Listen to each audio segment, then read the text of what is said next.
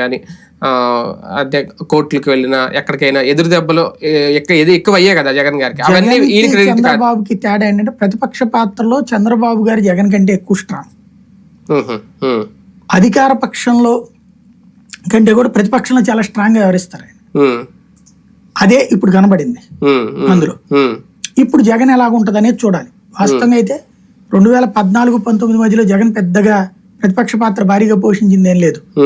అప్పుడప్పుడు నెలకు ఒక దీక్ష ఏదో పెడుతుండేవాళ్ళు 48 గంటలు.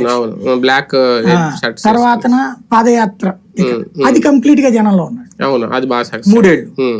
అట్లాంటిది కాదు ఇక్కడ చేసింది చంద్రబాబు. బాబు గారు రెగ్యులర్ గా ఒక హ్యాపెనింగ్ చేసుకుంటూ వెళ్ళారు.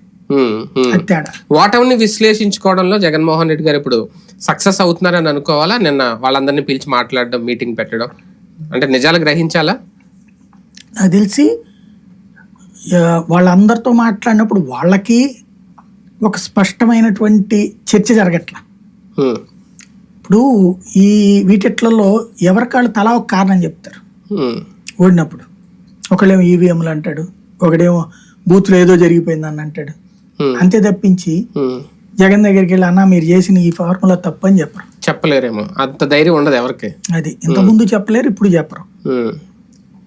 ఇక నాయకుడుగా తన డెసిషన్ తీసుకోవడమే తప్పించి దాంట్లో ఏంటన్నది ఐపాక్ కూడా ఫీడ్బ్యాక్ ఇచ్చారు.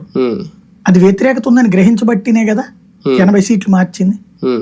అంటే అప్పటికే తెలుసు కదా జగన్ కి, అప్పటికే తెలుసు కాబట్టి